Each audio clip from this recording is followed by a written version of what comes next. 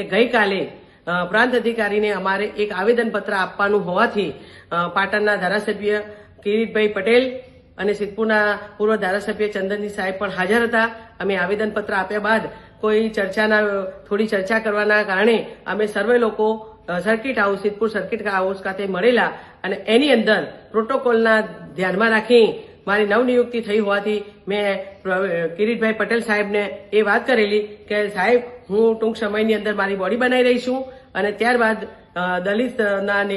Banner નીચે મારા ચેરમેનના banner નીચે હું પાટણ ખાતે એક મોટી મીટિંગ કરવા જઈ રહી છું. એની અંદર આપ પધારો એવું હું આપને જાણ કરું છું અને 2-4 નામ આપ સૂચવજો જે હું મારી બોડીમાં સમાવેશ કરું. ત્યારે કિરીટભાઈએ મને ઉશ્કેરાઈને એવું કહ્યું કે હું આપને કોઈ પણ મદદ કરવાનો નથી, કોઈ નામ આપવાનો નથી અને મદદ પણ નહીં કરું, સાથે સાથે કોઈ મીટિંગમાં પણ નહીં આવું. ત્યારે મેં એમ કહ્યું કે સાહેબ આવું કેમ આપણે કહી રહ્યા છો? કદાચ હોઈ શકે કોંગ્રેસની અંદર કોઈ વ્યક્તિ સાથે તમારા મતભેદ થઈ હોય, પરંતુ મતભેદ તો ના જ રખાય. ત્યારે કિરીટભાઈએ મને ઉશ્કેરાઈને એવી ગેરબંધારણીય ભાષામાં એવી વાત કરી કે ઉપરના જે વ્યક્તિઓ છે એ ઉપરની બધી ફૂટેલી ટોપો છે અને એમાં પણ આ તમારા હિતેન્દ્ર પીઠડિયા એ ફૂટેલી ટોપ છે. ગઈ વખતે તો મેં એને જતો કર્યો હતો કે પાટણ આવી ત્યારે, પણ હવે પાટણની અંદર કોઈ પણ મિટિંગની અંદર એ હાજરી આપશે તો હું એને મારીશ. તો હું આપ સર્વ ગુજરાતના તમામ નગરજનો તેમજ અનુસૂચિત જાતિના ભાઈઓને એ જાણ કરવા માંગુ છું કે 2 દિવસ બાદ પાટણની અંદર મહાસંમેલન એક થયું છે કે વીર મેઘમાયા દેવ કે જેને પાટણ નહીં પરંતુ 18 આલમ માટે પોતાના પવિત્ર દેહનું બલિદાન આપી અને પાણી આવેલું એવા વીર માયા સાતમે ત્યાં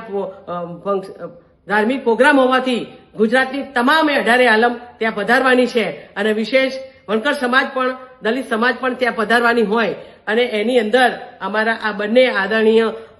સિનિયરો કે અમારા અનુસૂચિત જાતિના ચેરમેન આદરણીય હિતેન્દ્રભાઈ પીઠડિયા તેમજ અમારા વડગામના ધારાસભ્ય જિજ્ઞેશભાઈ મેવાણી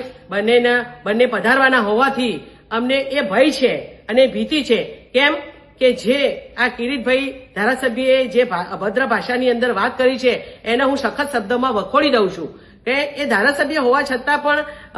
એમને નથી સોંપતી અથવા તો કાયદાની બંધારણની અંદર હોવા છતાં ગેરબંધારણીય વાતો કરી અને કોઈના દલિત સમાજના એક આગેવાનના મારવાની વારંવાર વાત કરે તો એ કેટલું યોગ્ય છે?